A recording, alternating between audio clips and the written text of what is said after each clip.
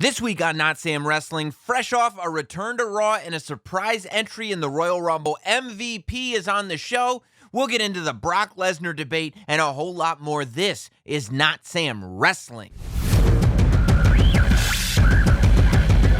This is Not Sam Wrestling.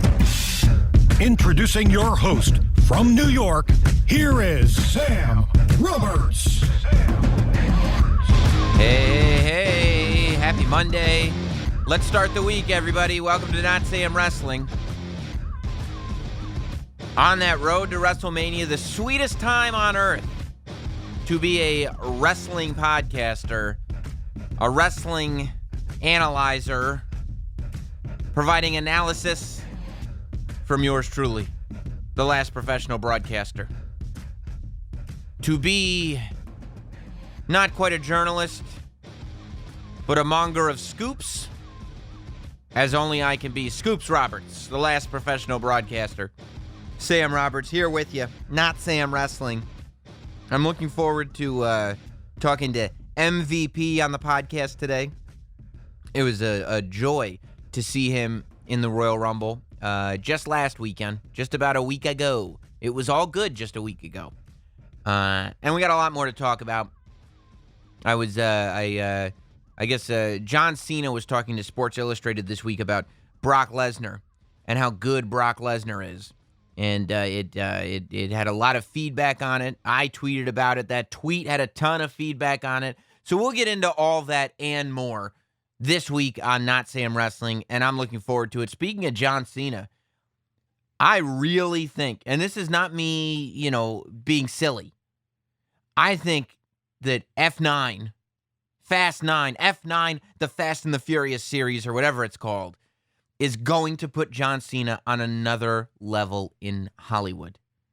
I can't believe the feedback that trailer got. I can't believe how excited I was when I saw that trailer, and it wasn't just because of John Cena. Look, I talked about it on my YouTube show, youtube.com/NotSam for that. The show is called Sam Roberts Now.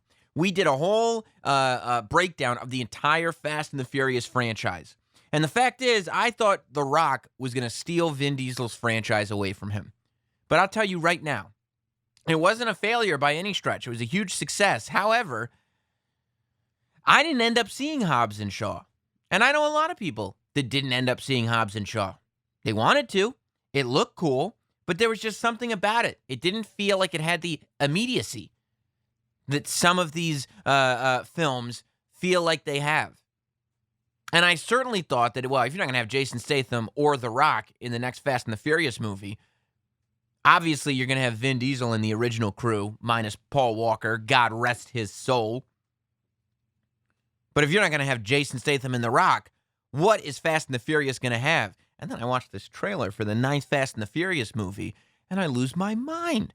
I can't wait. First of all, Han is alive. And second of all, John Cena was Vin Diesel's brother the entire time. I've been watching these movies for 19 years. I had no idea Vin Diesel even had a brother, let alone that it was John Cena. He was like the prototype.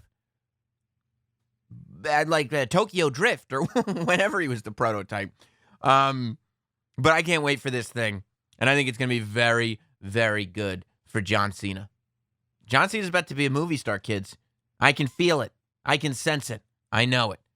So this week on the podcast, by the way, speaking of the podcast, I announced on the Thursday show, if you guys have been enjoying and listening to Thursday, Not Sam Thursday, at the end of the last show, I said Thursday, Not Sam Thursday is going to start becoming a Patreon exclusive podcast, and I'm standing by it. Every now and then, I might release one publicly if something earth-shattering happens or if it's just something that every subscriber needs to be able to have access to it. Then every now and then you might get one. But that'll be rare. For the most part, for all intents and purposes, our second weekly show, Thursday, Not Sam Thursday, which is a topical, primarily solo show, is going to be exclusive to the Not Sam shills at patreon.com/NotSamWrestling. Now, you don't have to tier up for it. You don't have to tier up for it when you sign up, and you don't have to tear up about it when you realize that you might not have access to it. Because every Not Sam shill will have access to Thursday, Not Sam Thursday, every Thursday, the audio version anyway. If you go to patreon.com/NotSamWrestling, you can become a money mark for less than $1 a week. And for that, you will get Thursday, Not Sam Thursday every week. If you start to move up in the tiers, you'll get live video, you'll get video on demand, you'll get merchandise. There's a whole bunch of stuff. Check out the tiers, whatever you're interested in. Sign up for it now at patreon.com/NotSamWrestling. I also will still be posting videos of little snippets of that show. Never the whole show, but little hot take videos, whether it's my rant about Edge and Randy Orton ending up on the YouTube channel or whatever it is. I will still have highlights from Thursday, Not Sam Thursday in video form on our new channel, youtube.com/NotSamWrestling. Also, where you can find videos of all the interviews that we do here on Not Sam Wrestling, youtube.com/NotSamWrestling. Subscribe to that YouTube channel. Now, my guest this week is none other than MVP. I've known MVP a long time. He's been on my show on Sirius. He's been on this podcast before. I saw MVP in Houston right before in catering at the Rumble, and I didn't know why he was there. You know, I didn't ask him. I assumed. Look, there was a good chance. I know that MVP lives in Houston, so I didn't know if he was going to be a surprise entrant or if he was just there to see some friends. I didn't ask him. Caught up with him a little bit. Moved along so I could get the surprise when I heard, 1, 2, you better start. And I realized MVP is coming out to Minute Maid Park to a pretty good ovation at the Royal Rumble. And then to see him on Raw the next night get a match with Rey Mysterio. He's announced on his Instagram account that will be his last WWE match as he inches closer to retirement. But I said, if anybody can reflect on the Royal Rumble weekend and everything that was, it's got to be MVP. I wanted to hear the story of why he was in the Rumble, how it ended up happening, the whole thing. So I reached out to him, and he's here. From me to you, consider it a gift. My guest on Not Sam Wrestling, none other than MVP. The Not Sam Wrestling interview. Well, it's for the first time in a long time, but I feel like now is as fitting a time as there ever has been. Welcome back to Not Sam Wrestling, MVP Montel Vontavious Porter, who I feel like has probably had one of the best weeks of any of us. MVP, what's the haps, man? Dude, what is that? What was that show? Best Week Ever or something like that? Yeah.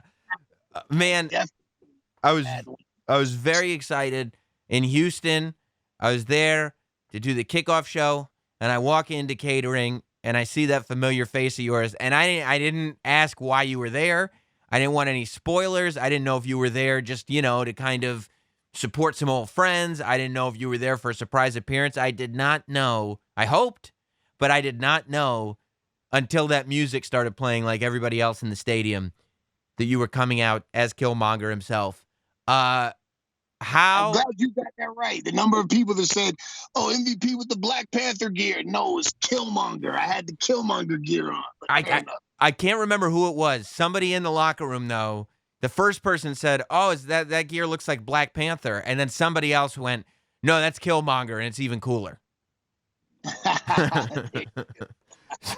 Outstanding. So, but yeah, how did you find out? Like, first of all, like, what was that process? Like, when and how did you find out that the WWE was interested in having you participate in the 2020 Royal Rumble?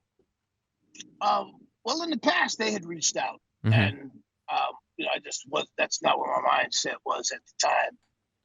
But this time, I reached out because it was in Houston, and my son is 5 now, and he's a massive wrestling fan. Like, just over the last year, he's become this huge wrestling fan. And, now he knows the names, and Rey Mysterio is one of his favorites. His mom sent me a video of him turning the clothes basket upside down and jumping on it onto a pillow doing the West Coast pop. And he goes, "What are you doing, Camden?" And he turns around and he goes, "I'm Rey Mysterio." That's adorable. You should know, So I thought about it, and I reached out to one of my friends that's a little higher up and expressed my interest, and they got back to me promptly and said, yeah, let's do it if you'd like to, and we'll make sure that we get tickets, some good seats for your son. And I gotta say, man, they were so incredibly accommodating. It was awesome. And then Paul Heyman, who's in charge of Raw, I had a chance to talk to him, and he and I have maintained a friendship from my days in developmental. No matter where we worked, we've always stayed in touch and talked and kept abreast of what one another was doing. And he's in charge of Raw, and when he understood my son loving Rey Mysterio, he was kind enough to go ahead and give me a 2-segment match with Rey on Raw. And that means more to me than I can never express, because yeah, I had an awesome week, but it was primarily because my son got to go to the Rumble, see all the stars. He got to go in the back after and meet Rey. Rey brought him a mask. It was just overwhelming for him. And then the next night, he got to watch me on Monday Night Raw wrestle Rey Mysterio, and his mom recorded that. Dude, just to be there, to see him imitating my entire entrance in front of the TV as I'm doing it. That's the kind of shit that fathers dream of. Yeah. And I've given him a memory that will outlast me, because I remember my mother taking me to the Miami Beach Convention Center when I was in first grade, kindergarten, about the age my son is now, give or take, and just being blown away by that spectacle and experience and these behemoths. And that wasn't even, the Miami Beach Convention Center, Florida Championship Wrestling. That wasn't, the amazing light show that WWE is. It's the sights, the sound. When you're 5 years old, it's an experience that changes your life. So I am so thrilled that I was able to give that to my little boy, and that's what that whole weekend was about for me, giving my son a chance to see me in the WWE and to close out that chapter. So when did you have that conversation with Paul Heyman about doing the match with Rey Mysterio? Was that something that he came to you on Sunday and said, "Hey man, while you're here, why don't you head on down to San Antonio with us and do the match?" Or was that something that was well in advance talked about? No, I was asked to come to San Antonio as well. Gotcha. But what I was going to do, I had no idea. Yeah, sure, all right. It's right down the street from me, no big deal. I could do that. Yeah.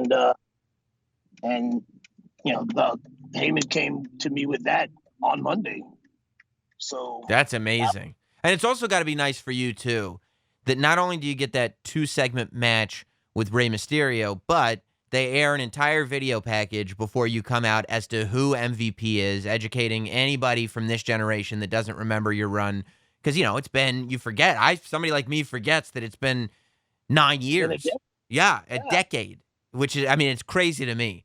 But they air that whole package. They talk about who you are on commentary and everything. And I feel like you coming back to have that just one more match, and you said on your Instagram that was your last WWE match. What it really did was it put a bow on the career and cemented the legacy of who you were in WWE. I agree. And there were people that were saying things like, oh man, is that how you're gonna go out? Was that it? Is that, why didn't you do this, or how come you didn't do that? And I'm like, yo, I'm thrilled. Yeah. They didn't have to do anything for me. And like I said, this wasn't for me. This was for my little boy. So the fact that they were willing to be so accommodating and allowing me to do something so incredibly special for my son. Yeah. That means more to me than anything. And that's all it was about for me. That's it. And like you said, I had a great time at WWE, man. I literally got to travel the world. I became an international wrestling superstar. And, when society wouldn't give me a chance to earn minimum wage, the WWE, Vince McMahon specifically, said, we're going to give you a chance to become a star and to make money and to change your life. And in so doing, gave me the ability to change other people's lives. So for the WWE to come back, and when I wanted to leave to go to Japan, you know, give me a hard time. I had over a year left on my contract. They didn't have to let me go, but you know, Vince was gracious enough to say, "Okay, come back when you're ready," and I didn't come back. Yeah. And 10 years later, you call and you go, "All right, guys, I'm ready." Yeah, can I come back now? Yeah. And like, screw you, dude. Like, what? No, but they didn't. Yeah. So I just appreciate that they were nice enough to grant that to me. And then, you know, to top it off, there's a possibility that I could be joining them behind the scenes. So, you know, we'll see how that goes. But I'm at a great point, man. I'm ready to retire. I'm ready to end it. I'm ready to call it a career. I've been saying for some time, you know, everybody that knows me for the last year, I've been saying I've got maybe 2 years left. I want to walk away. I don't want to limp away. Right. And I'm starting to limp. So I've been fortunate because of my WWE career. You know, that allowed me to go to New Japan before it was cool, before all the other kids were doing it. Yeah. You know, I was one of the first ones to say, "Hey, look, there's the most amazing wrestling you'll see is going on in Japan. You guys come check this out." Man, I remember seeing, speaking of New Japan, I remember seeing you and Finn Balor, Prince Devitt at the time, in Rahway, New Jersey at the Rec Center when Jersey All Pro brought New Japan over. Before New Japan was the phenomenon that it is now, seeing you guys in Rahway, New Jersey representing New Japan, you know, that was probably, what, 2012, 2013, a couple years after you were removed from WWE? 2012, because I asked for my release in December 2010. And I remember I got the call like the week before Christmas where they granted my release in 2010. So it was February 2011 that I debuted for New Japan at Sendai. So that was in 2011, the New Japan invasion where they did the Northeast loop. Yeah. So Really, yeah. So I will say this, you know, going back to the Raw and the Royal Rumble matches, I was very happy the Raw match happened because, and I'll tell you, you know, I'm not blowing smoke up your ass. I wasn't the only one who was disappointed that when you came out and Brock Lesnar was in the ring, we were like, oh, all we want to do is see him balling. Like, all we want to do is in 2020, look at him do the balling thing and just, you know, just to live that nostalgia. And then when you came out on Raw for a match, I was like, yes, we're going to get to see it. And when we saw it and like the crowd was with you on it, I was so happy for me, for you, and now for your son that we got to see that in 2020. So do you come back, right? And you were back for the 25th anniversary of Raw for that little, you know, segment, but obviously you haven't really been around watching how matches are now put together and getting a feel for the environment backstage now in WWE. Is it very different than it was in 2010? On the independent scene, Mm-hmm. you know, the way guys are approaching pro wrestling now is very different. WWE, you know, their product, you know, it's like Coke or Pepsi or you know, you know what you're getting. Yeah. You know, they have a brand established, so you know what that product is. But overall, I've noticed in pro wrestling, there's been, you know, the evolution of the business, and you know, I've got this whole cannabis induced theory. So here's my take on this. Right? Yes. When I came in to pro wrestling, when I started, ECW was all the rage, hardcore. Right. And then you had the guys who preceded that generation talking about how the Attitude Era, this hardcore, this ECW, you guys are killing the business. You guys are doing these flips and dives and crashing through tables. You guys are killing the business.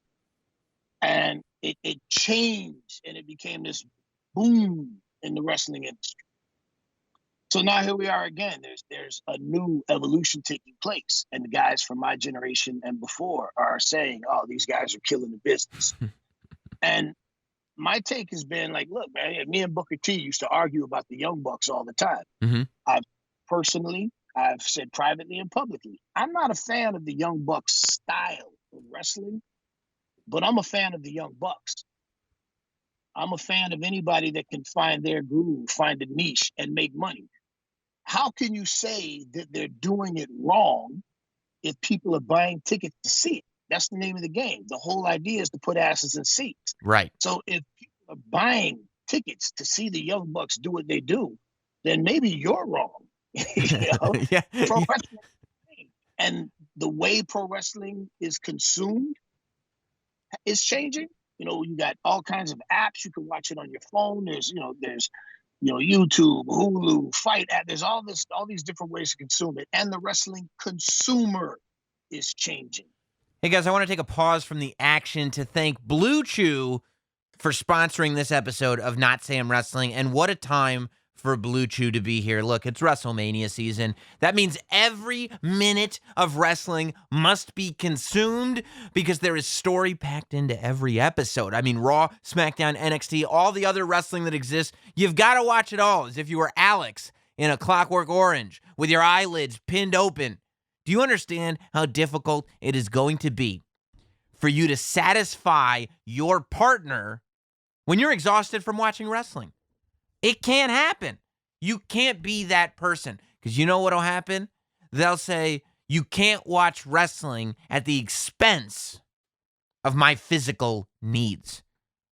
Well, guys, guess what? You can now satisfy your partner's physical needs and watch wrestling. I know what you're saying. But Sam, I'm going to be too tired. But Sam, I don't know when my partner is going to need me. I could just rise to, what am I, a teenager? You think I could just rise to the occasion? Become fully erect whenever requested? My answer to you is yes. I absolutely think you can become fully erect whenever requested. I might be fully erect right now. You don't know. But I'll tell you how you can be with Blue Chew. Yes, Blue Chew makes it all possible again. You're going to feel like $1,000,000. Your confidence is going to go through the roof because you are going to know that you can satisfy every whim of your partner's physical desires. Thanks to Blue Chew. Blue Chew is the first chewable with the same FDA-approved active ingredients as Viagra and Cialis. They're chewable, so they work faster than a pill. You can take them anytime. You can take them any place. You can have a full stomach, an empty stomach. It doesn't matter. Blue Chew makes it possible for you to get it up and then get it on. It's prescribed online by licensed physicians, which means you don't have to go to the doctor's office. You don't have to wait in line at the pharmacy. It ships right to your door in a discreet package. Your own mailman isn't going to know what you got. There's no weirdness. There's no awkwardness. There's just sexual satisfaction by both you and your partner. It's incredible, and I'm giving it to you for free. That's right, for free, because you listen to Not Sam Wrestling. All you have to do is go to BlueChew.com and use promo code Roberts. You go to BlueChew.com, you use promo code Roberts, and your first shipment of Blue Chew is free. Why not try it out? Why not reach your physical maximum? You can do it with Blue Chew. All you have to do is pay $5 shipping. That's BLUCHEW, BlueChew.com, promo code Roberts to try it for free. Blue Chew. It's better. It's cheaper. It's faster. So I see now that, the evolution of professional wrestling has come on to where the comic book, video game, cosplay fandom has merged with pro wrestling fandom. And we have a generation now where they didn't grow up on pro wrestling when pro wrestling was real. They've never known pro wrestling to be real. Pro wrestling was MMA before there was MMA. So now you've got all of these youngsters, this next generation who they grew up on the Matrix. Like fight choreography to them from the Matrix, that changed everything. Prior to that, it was, block, punch, kick. And you had martial arts movies, but martial arts weren't in the mainstream of fight choreography.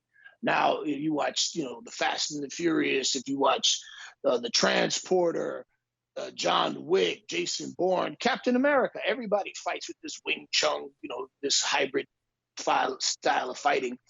And I think that what we have now is a direct correlation to that, the intergender wrestling. Well, if you played Mortal Kombat or Street Fighter, man, you could Chun-Li whoops ass. Chun-Li's a badass character, So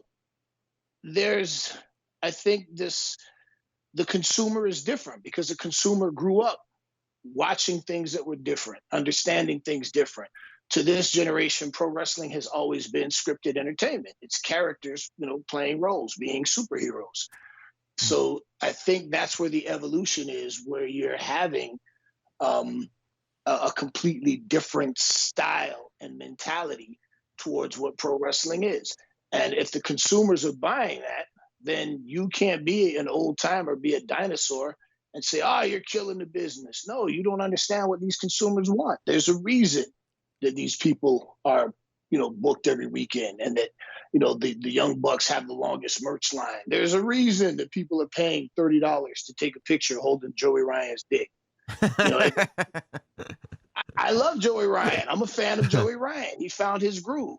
I would never do that with him. Right. But, like I had an incident with a promoter who told me, hey, I can get Joey Ryan on the show. Mm-hmm. I said, great. I want to book you to work him. I said, no, that's a contrast in styles. It's all about matchups. That's not going to work. He goes, well, then, then I'm not going to book Joey Ryan. No, don't put that on me. Right. You got so many other guys on the card that he'll have a great match with. The fans will love it. He's an addition to your card. That's, there's, you got a buffet, a little bit of this, a little bit of that. Joey Ryan brings something very unique. And the promoter said, yeah, you know what, you're right. He put him with somebody else. They had a great, entertaining match. The crowd loved it. And it was awesome. If people are going to pay to see that, then how are you going to say Joey Ryan's doing it wrong? He's killing the business. Yeah, okay, well. And there is this ability that fans have to watch something, be equally entertained. You can be at a show and see something like a Joey Ryan penis spot and love it and be like, this is why I love wrestling. And then watch an MVP match where you take things much more, I don't want to say seriously as if Joey Ryan doesn't take his stuff seriously, but present it in a way that's a little bit less fantasy-based, we'll say. And they can still be into that just as much. Sure. Yeah. Sure. And, and like I said, I'm not a fan of that, but I recognize it for what it is. And, I argue with the old school guys and say, no, man, he's killing the business. You can't do that. Yeah, well, they said, the same thing about an Irish whip once upon a time. Yeah. I love that theory because you go to see John Wick, and like if you leave the theater after seeing a John Wick movie and somebody's going like, that fight would never happen that way in real life. You're like, I don't want to hang out with that guy anymore. That movie was awesome. I just had a blast. I don't care if that's the way that fight would go down or not in real life. I was entertained by it. I'm going to go see the next John Wick movie. There you go. It's as simple as that. And, I don't get in. I just don't understand, in the fandom, where the fans are split between this brand and that brand. It's wrestling. Watch it. You like Burger King. You like McDonald's. Do you wish that Burger King goes out of business? I never understood that. I don't like orange soda. I don't wish for Sunkist or Crush to go out of business. I just don't drink orange soda. It's real simple. Right. You don't get upset when other people do. You just don't. Oh my God, you like Sunkist? Oh, that's the worst soda in the world. You divert your energy elsewhere. Yeah. No, I think that's 100% true. I mean, let's talk about the Marvel movies. You come out as Killmonger, and a movie like Black Panther, nothing in that movie is based on anything that could ever happen in reality. It is ridiculous. However, it's nominated for an Oscar. You know what I mean? There is room for these other forms of entertainment, and I love the way you put it. I never thought about that because I have thought about the last generation. I think that the biggest divide in the last generation that came in is, the guys that are like late 30s getting into 40s now. When they came in, they were the first generation that came in growing up as wrestling fans. So it was the first time that you had a locker room with people in it that grew up buying wrestling toys and going to see Hulk Hogan and Ultimate Warrior. And there was that sort of shift and change where we can acknowledge that we grew up as quote-unquote marks, and now we're wrestlers. We're going a step forward. We've now got another generation that, you're right, nobody in the last 20 years or more has sat there and gone, this professional wrestling is as it seems. Everything is legitimate here. Everybody knows that it's a form of entertainment, and this generation grew up on fighting looking a certain way, but then entertainment-based fighting looking a different way, and one doesn't take away from the other, does it? No, I don't think so. Yeah. And, it just comes down to preference. To me, in the world of professional wrestling, there's room for everything. There's room for AEW. There's room for WWE. There's room for NWA Power. Everybody offers you a slightly different variation of the same thing. Mm-hmm. You got Burger King, you got McDonald's, you got Whataburger, you got In-N-Out, you got Five Guys. They're all burgers. Right. They're just presenting them to you a different way. And you know what? They're all pretty good burgers. So why not, if you like burgers, take a stop over here and have some of this. Do you like burgers or do you like McDonald's? What do you like? Yeah. No, totally. When you said your kid had just started getting into wrestling. Was he watching your stuff? Was he aware of your stuff, or did he just kind of naturally stumble upon wrestling and then you said, "Hey, wait a minute, why don't you take a look at some of these matches?" I suspect his uncles probably had a little something to do with him seeing some of Daddy's stuff. Yeah. But it was funny because he would walk in my closet sometimes and he'd see, like, I remember specifically the ring coat that I wore in New Japan. Mm-hmm. And he would point to it and go, "Oh, that's Daddy Fight." So, he understood, pro wrestling. He would grab my boots and he'd put them on and go, "Oh, this is Daddy Fight. This is Daddy Fight." So he kind of understood that Daddy did something that was kind of like fighting. So the first time he saw me wrestle was I did something for Booker T Mm-hmm. in Texas for his promotion, Reality of Wrestling. And that was the first time that he actually saw Daddy fight. Right. And the story attached to that is he was, maybe about 3-ish. Mm-hmm. And he had all the Avengers. And he also had Daddy. And Daddy was the ultimate jobber.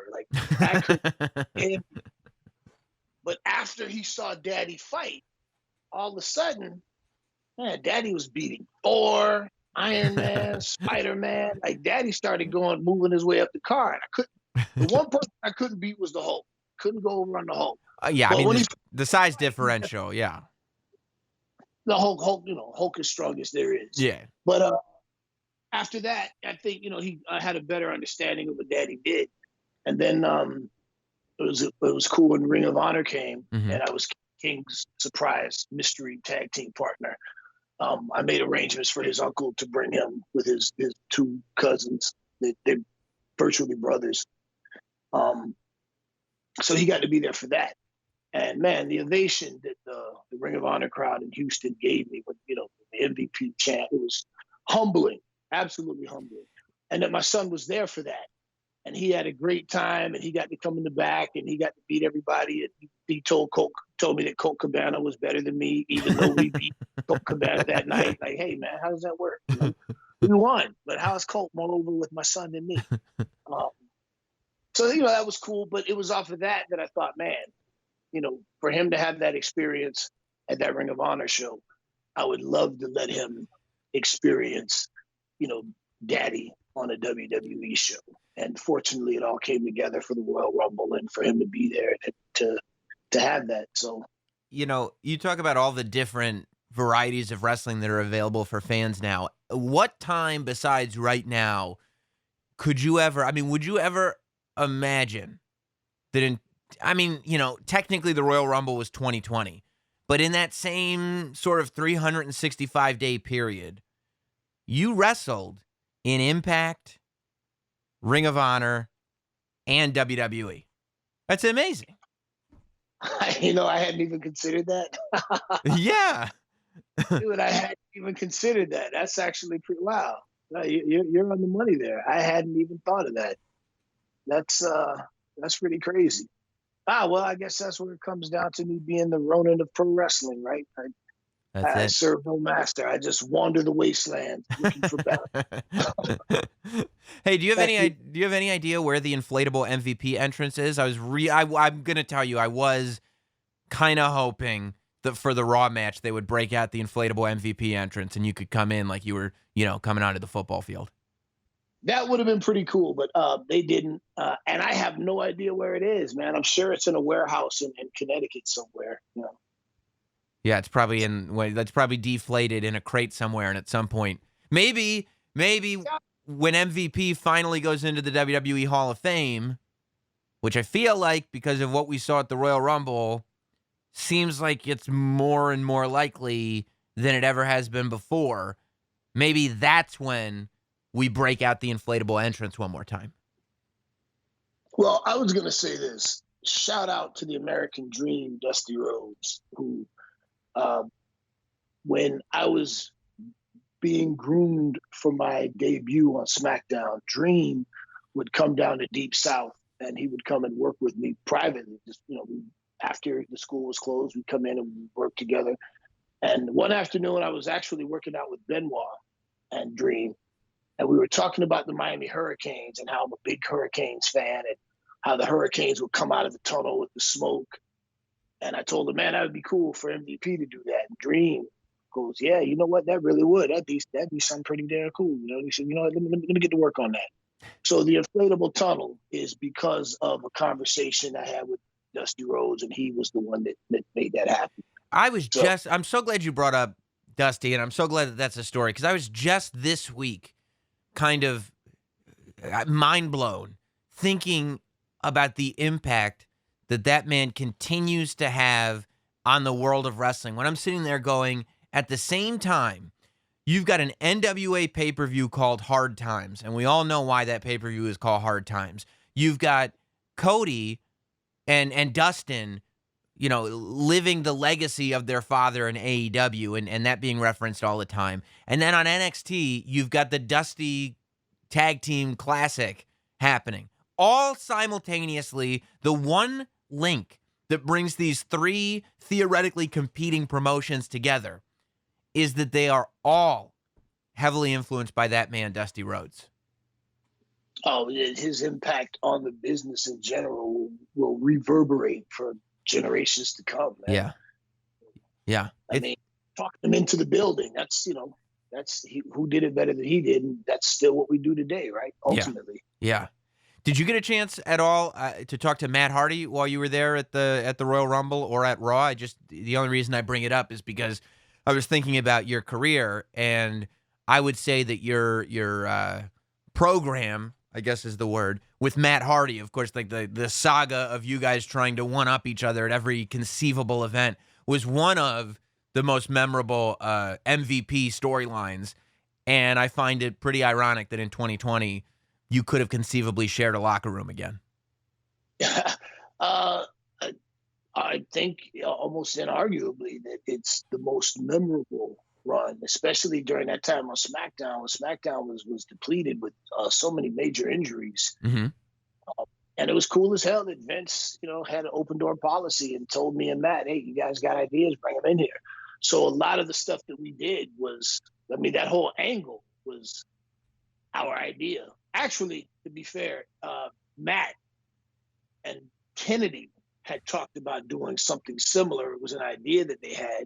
Ken was out hurt, Matt asked me what I thought about it. I thought it was great. He asked Ken if he would be cool to pitch it for us. Of course, Ken was cool with it, and we brought it to Vince.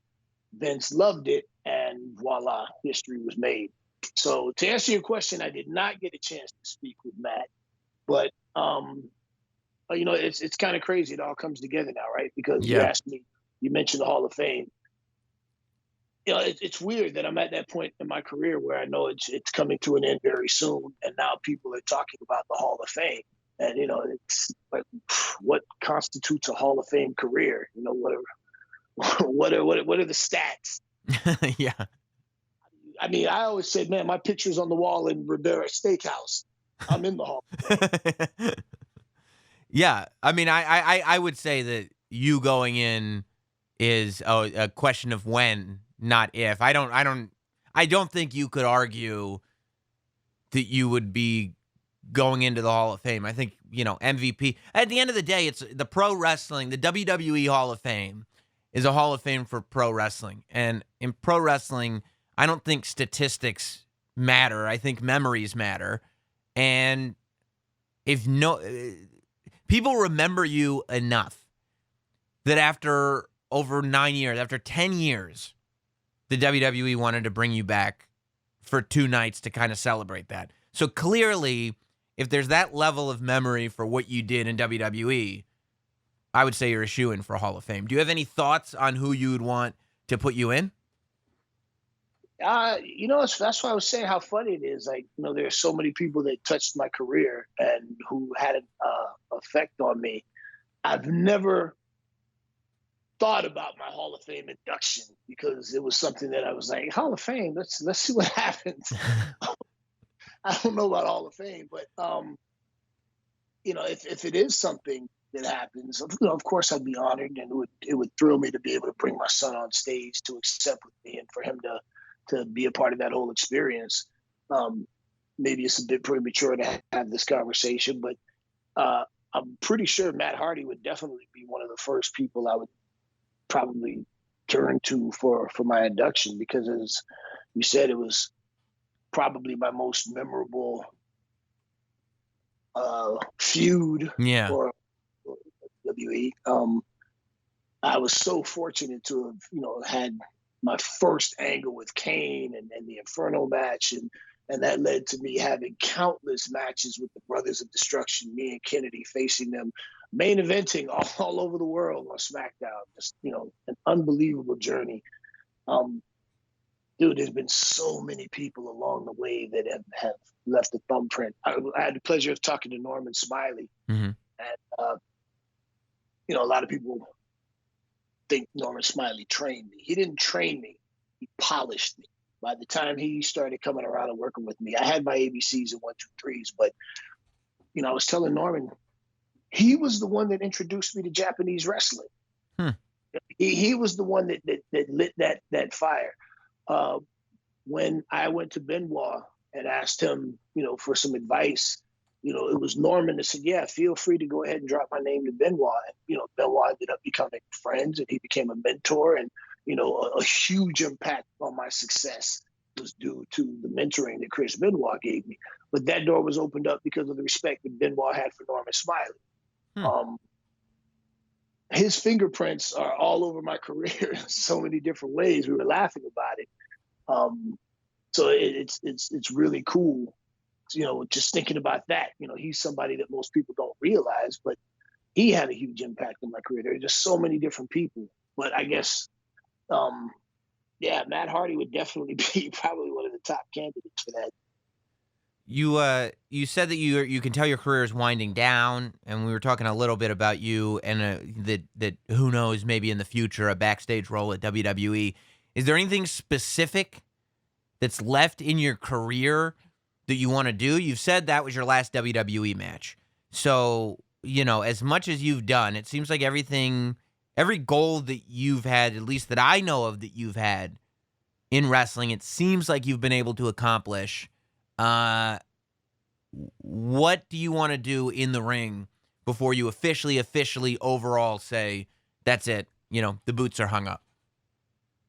Dude, I can tell you with a level of pride and contentedness that I've done virtually everything I wanted to do. WWE was a goal. New Japan was a dream. I've wrestled in WrestleManias, plural. I've wrestled in Wrestle Kingdoms. I've wrestled for just about all of the big companies that exist. I've wrestled with and against most of my heroes. I've won prestigious titles. I'm in the history books, just being the first ever IWGP Intercontinental Champion. That's one of my proudest accomplishments in pro wrestling. Knowing that I held the title that Nikita Koloff and Magnum TA feuded over. Mm-hmm. That United States Championship, yeah, I held that twice. Man, I'm very proud to say I've done just about everything. So I can't think of anything left. Korakuen Hall, Ryogoku, Tokyo Dome, Madison Square Garden with Ric Flair.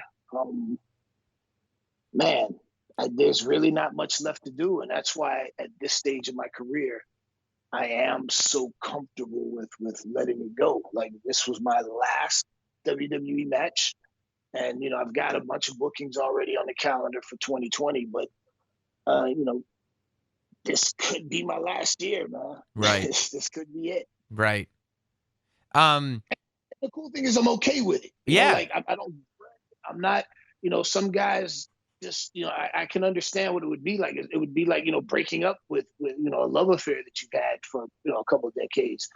But I'm okay. I realize, like, it's time. This is that point where, you have to start creating distance. Pro wrestling is a young man's game. And there are those phenoms that have, look at Jericho. He's still putting on amazing fucking matches. And, he's geriatric. So, there are exceptions to the rule. But, Clint Eastwood famously said, a man's got to know his limitations. And, I want everybody to remember me as still being pretty good. I want, when I walk away and I hang the boots up, I want people to go, yeah, but MVP, you can still go. Exactly. That's why I'm leaving. Right. Guys, we talked to MVP about coming across like you're a big deal, but sometimes that's difficult. I'll tell you why it's difficult, because when you are simply not in that world, it's tough to just dive in head first. Who knows where to even begin with some of this stuff? Getting into colognes and lotions and all this stuff. Who knows what to buy? Who knows what's going to smell good on you? Just because it smells good on him doesn't mean it's going to work for you. You don't even want to begin to start. You don't want to go to the department store. You've got all kinds of people trying to spray all kinds of things on you. Look, what if I told you there was an easy way that you could get cologne that smells good on you? It's true. It's from Hawthorne. All you have to do is visit Hawthorne's website, take a quick quiz, and Hawthorne is going to let you know the 2 colognes that are best suited for you. One is for work, one is for play. One's a little more formal, one casual. You spritz it on a Sunday morning, you're going to smell your best. Cologne that's perfectly and uniquely matched to your lifestyle. It's really that easy. Personalized cologne in 2 minutes. Plus, Hawthorne offers additional personalized products. They offer deodorant, shampoo, body wash. It's totally risk-free, offering both free shipping and free returns. Look, I didn't know what to do. I'm not a guy. I never wore cologne. I went in and I said, you still got Cool Water? They said the stuff that was popular when you were in high school? It was 20 years ago, you big idiot. I said, I don't know what to buy. Never mind. I'm leaving. And they chased me away. You know how I ended up smelling good? Hawthorne. I just took a little 2-minute quiz. I told them how I live my life. And they told me, spray this on, because this is how you're going to live your life and actually smell good. And I do now. I smell great. Check out Hawthorne at hawthorne.co. That's Hawthorne with an E. And use my promo code, NOTSAM, to get 10% off your first purchase. That's HAWTHORNE.co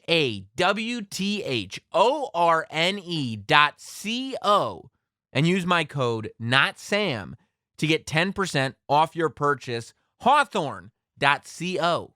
What's it like in 2020 to be in a ring with Brock Lesnar? What does that feel like to be in a ring with current day Brock Lesnar? That was pretty cool, man. I had only met Brock once or twice before in passing, so actually be able to share a ring with him and have a little bit of physical interaction, as brief as it may have been, on that stage for that moment, it was cool. And if you think about it, if you understand how things work, all right, the whole idea was, okay, Brock's the monster, and then here comes Drew, so let's build Brock to build Drew, which is how the business works. Nobody gets over without help. It's a concerted effort. So, for me to be on the Rumble, a surprise entry, and to be a part of that, man, that was an honor. So that was really cool. I would love to actually get a chance to roll around with Brock sometime. That'd be pretty cool. Yeah. Yeah, it seems like you'd have your work cut out for you, though. Ah, man, I never run from a challenge. I'm up for it. I love that. What do you? Go ahead. No, I said I'd like that. Yeah. I Brazilian Jiu-Jitsu competitively. I do tournaments, and I enjoy stepping on the mat with high-level black belts and getting my ass handed to me, because then you learn. So dealing with a physical phenom like Brock Lesnar, that would be pretty cool to find out just what my limitations are.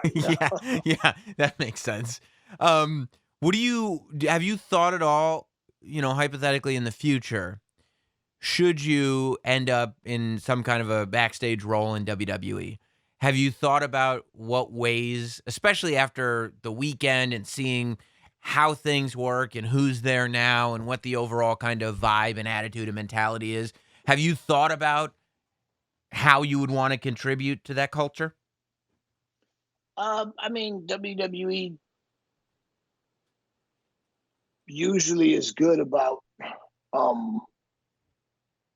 using people's strengths to the overall benefit of the company. So I think for sure my strength, one of my most notable strengths in the business of pro wrestling, is my ability to cut a promo, as they say. So I would love to be able to work with some young guys on increasing their promo abilities, working on those little things, comfort. I really, the first time I was in WWE, Vince actually told me to be more hands-on and producing my segments and my vignettes to get more involved. Wow. When I was at TNA, I produced lots of say. It was really cool that they would just say, okay, here, we need you to get this done. MVP, can you handle this? Like, yeah, I got it. So I got, a lot of experience as an unofficial working agent there. And so that would be something that would be pretty cool, maybe producing some segments, or, just being a standard agent, working with the young guys on their matches and ideas and, psychology and things of that sort. I think that's where initially I would probably best be used. Did you have that Kill Monger outfit ready to go, or is that something that you find out like, oh, they are going to use me in the Rumble, let me get something special made? No, dude, I've had that sitting in the closet for quite some time. That's awesome. I've been waiting, like, well, I need a big show, a big stage to debut this on. And, I've had some pretty, decent shows here and there, but I was like, I just need that one really good stage, and what better stage than the Royal. So yes, it was sitting. Shout out to Main Event Gear.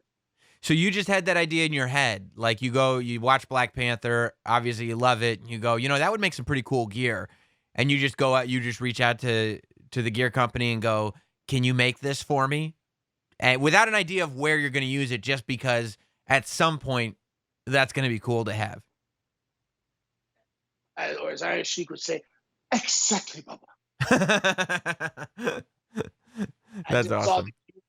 And And I thought, yeah, my MVP long sleeve gear, how awesome would it be? And I just, here's a picture, make this in the MVP gear. And my man was able to knock it out. Again, main event gear for you young guys that are listening to this that want gear made. They are the only people that have made my gear for the last decade. And I can't say enough good about the quality of their work and the timeliness of their work. They're not cheap, but invest in yourself. Yeah, I mean, when you can independently go out and get somebody to make you something that's going to look really cool on a giant pay-per-view that's your first time back in 10 years, I would say it's probably worth the cost, right? Yeah, sure. Or if you're just, a young indie guy and you're trying to make a name for yourself, and, you're making the towns and you're doing the shows, invest in your gear. Yes. Yeah, I've always said, look like a pro. When your gear is when your gear is threadbare and you've got tape on your boots, like, come on, man, invest in yourself. If you want somebody else to invest in you, then you got to invest in yourself. And you want to represent yourself well. Always, spend money on your boots and your gear, look like a professional.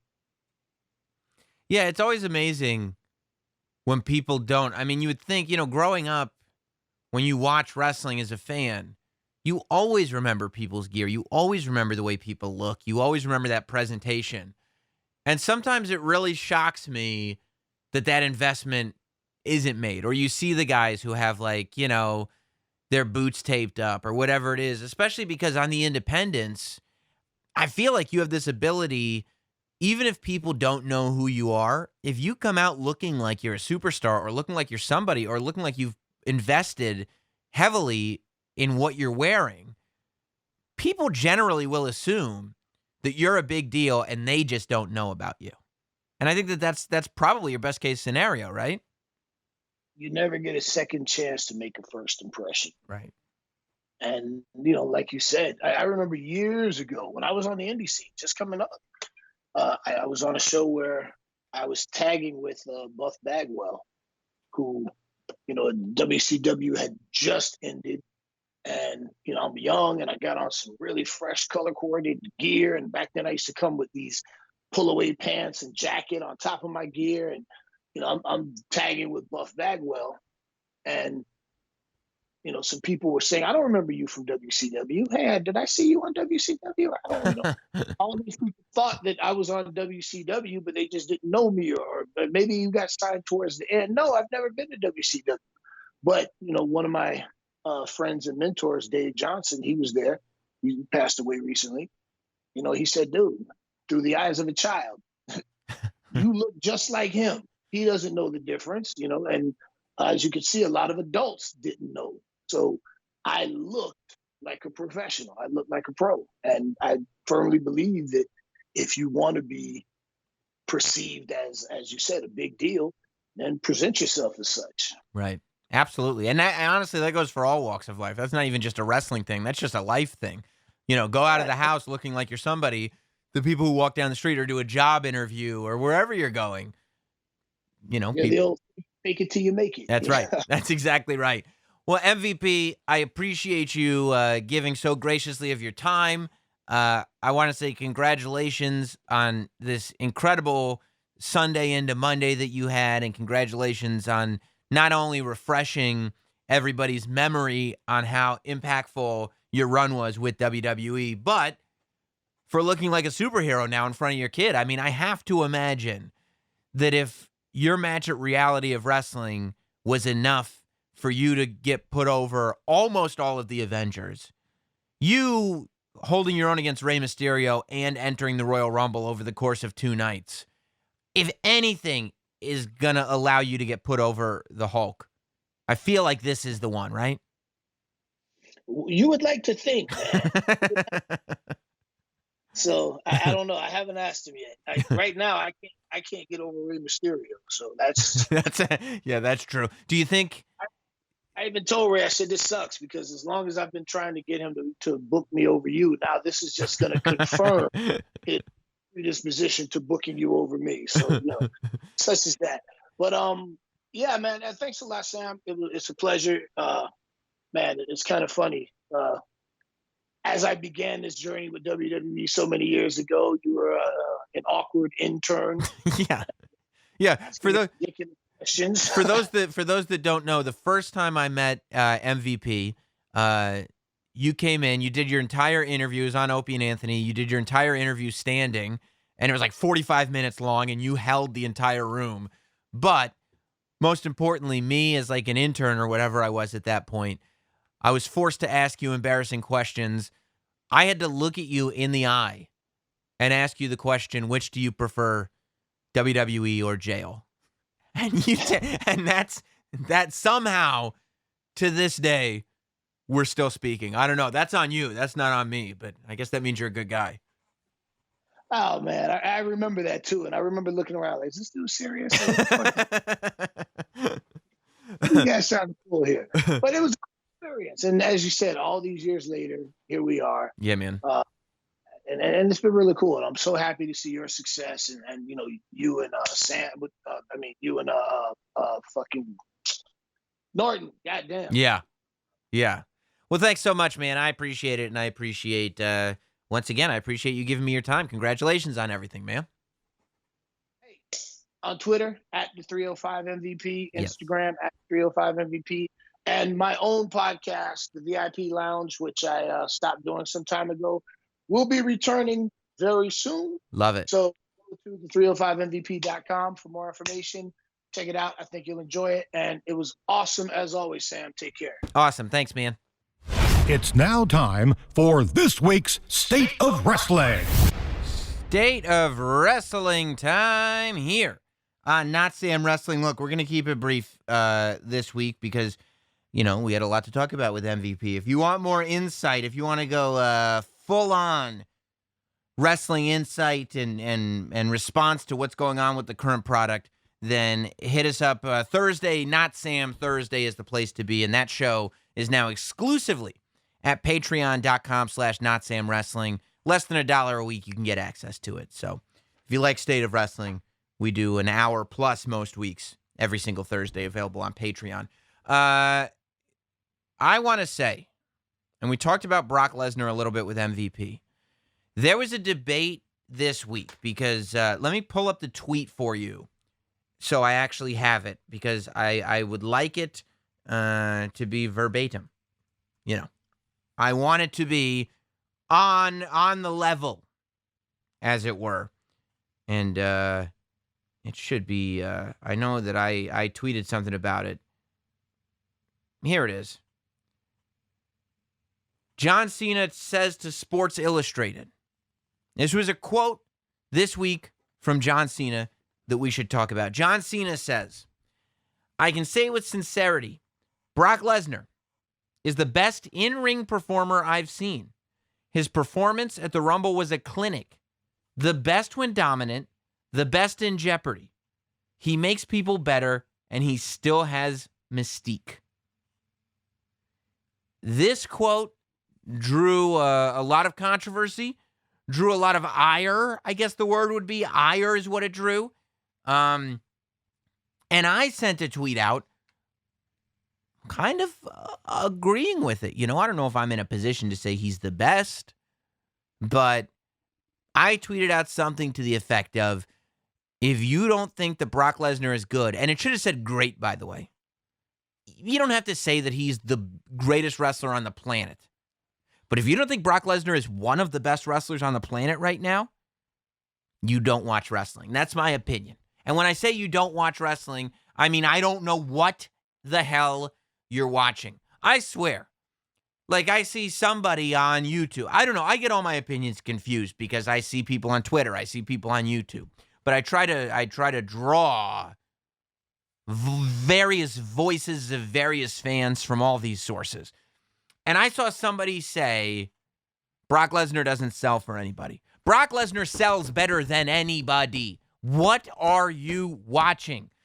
Drew McIntyre kicked that man over the top rope, and he was on the floor for 2 minutes. Every time somebody hits Brock Lesnar, every time Brock Lesnar takes damage, he looks surprised. He looks shocked. He looks angry.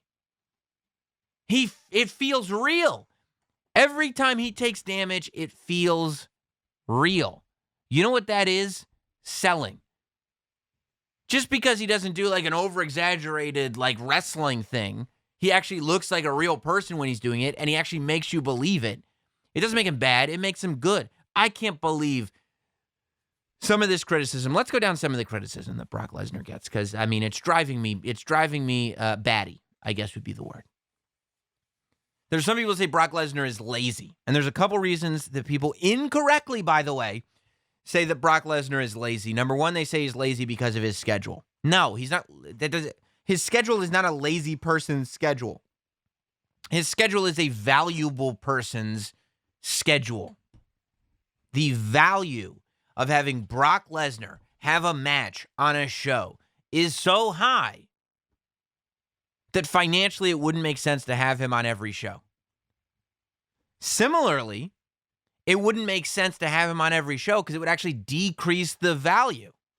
Because supply, Brock Lesnar matches would go up, so demand would go down. Now, supply, Brock Lesnar matches, is going down, so demand is going up. And people sit there and they go, maybe a couple years ago, but not anymore. Yes, anymore. Brock Lesnar doesn't walk into a building where his match isn't the biggest match on the show. Not every Brock Lesnar match has been a 5-star classic. Brock Lesnar's had a couple duds, but he's had far fewer duds than he has impactful moments, important matches, matches that feel like this is a huge event. When Brock is on a show, far more often than not, the whole show feels bigger, and the match is not only the biggest match on that card, but it's the biggest match that WWE has had in some time. Far more often than not. Brock Lesnar has the ability to make you believe that he could kill anybody, while at the same time making you believe that somebody has harmed him. Brock Lesnar, and then people go like, I heard some people say, okay, so I'm getting off track. The schedule part is insane. If you could go to your company and say, I'm so good at this job, for my salary, I only want to work 1 day a week, and your company said, okay, that sounds good, that wouldn't make you lazy. That would make you smart, and that would make you valuable. If your company said to you, we need this done by Tuesday, and instead of getting it done, you sat there with your hand down your pants watching Breaking Bad reruns, that would make you lazy, and you would probably get fired. Only working a few shows because that's what the company agreed to with you makes you smart and makes you valuable. It doesn't make you lazy. And then people go, well, fine, but he's lazy in the ring. He's not lazy in the ring. I don't even know what that is based on. Some of his matches are quick, but that's because that's how you tell the story of Brock Lesnar. A lot of his matches are repetitive with the moves, but that's the story that's being told. The whole Suplex City thing. I mean, Brock Lesnar is the ultimate heel because he cheeses in real life. What was more annoying in a video game than when your buddy would cheese you? He'd just keep doing the same move over and over again. Brock Lesnar is that character come to life with that suplex. And by the way, for a period of time when they were still on sale regularly, Suplex City shirts sold in every single city in the United States of America because it was such a thing. But I mean, look at the matches that he's had. Even a year ago, Finn Balor got offense in on him that people believed. The match with Daniel Bryan was incredible. The match with Samoa Joe was incredible. People want to say that he's unprofessional. That's why they don't like him, because he's unprofessional in the ring. Based on what? Because he busted Randy Orton open? Randy Orton never said he was unprofessional after that. How do you know that both parties weren't aware that that was going to happen? Because what, the Dean Ambrose match wasn't any good? maybe that match just wasn't any good. Maybe they were not the right pairing. We had MVP on the show this week, and he was talking about sometimes pairings being not the right pairings. Maybe that match was just not the right pairing. Because as far as I can see, he's let all these people get enough offense in that you believe that they can beat him in the match. And then he beats them anyway. And that's why you boo him. Because you're so frustrated. But the fact that for a moment you thought he might get beat is what makes him good. And don't say, oh, I knew he wasn't. I never thought that he was going to get beat. Because you did, man. You definitely did. We all have those moments in Brock Lesnar matches where you're like, oh my God, he's going to tame the beast. Then people are sitting there talking about the Royal Rumble this year. Going like, well, I didn't want to see him squash the entire roster. For what? Brock Lesnar is never on TV. So you're going to let him squash the entire roster just to make him look stronger? Hey, stupid.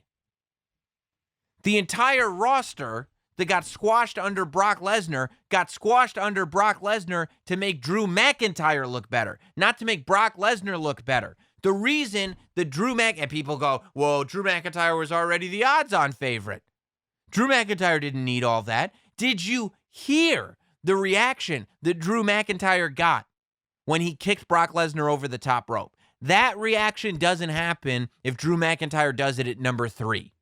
That reaction happened because Brock Lesnar had thrown out some of our heroes. Brock Lesnar had thrown out some of the giants. Brock Lesnar had thrown out some of our returning favorites. I'm talking about Eric Rowan. I'm talking about MVP. I'm talking about Kofi. I'm talking about Rey. I'm talking about Big E. Langston. We were frustrated by that point. And we're sitting there going, Drew McIntyre, I think he's going to win. But he might not. I mean, for God's sakes, coming in, people thought Cain Velasquez was going to win the Royal Rumble. He wasn't even in the city. Tell me, oh, I knew Drew McIntyre was going to win. Shut up. You didn't. Because it was just as likely that Brock Lesnar or Roman Reigns would have won that if we're going for predictable. If anything, Roman Reigns would have been the more predictable way to go than Drew McIntyre. Drew McIntyre was the way we hoped it went, not the way we thought it would go. And Brock Lesnar takes the kick over the top rope after getting comeuppance from Ricochet for kicking him in the dick on Raw, and then Drew McIntyre getting that Claymore in. And all of a sudden, we believe that Drew McIntyre can beat Brock Lesnar. Because Brock Lesnar went down via Claymore and was down on the ground for about 2 solid minutes. And then was furious when he got up, and we believed he was furious. We believe everything Brock Lesnar is selling. We believe it. To the point that people think he's dangerous or unprofessional. To the point where people think he doesn't know any other moves. He's an NCAA decorated athlete. If he hadn't gone to WWE, he would have been in the Olympics. He's a UFC champion. This didn't happen by mistake. You don't think Brock Lesnar knows more moves than suplexes? Those are just the only ones he uses. You know why? Because you boo him. Stupid. When he uses them. I just, for the life of me, can't imagine how people can think Brock Lesnar is not great. And how people don't see the value in Brock Lesnar. Brock Lesnar is built up to the point that he is built up so that when he finally is beat, it really means something. And it not meaning as much for Seth Rollins as it should have probably has more to do with where Seth Rollins is at the time than it does Brock Lesnar. But if Drew McIntyre beats Brock Lesnar at WrestleMania, oh my God. You're going to hear it across the state of Florida. If not further, the reaction is going to be so loud in Tampa.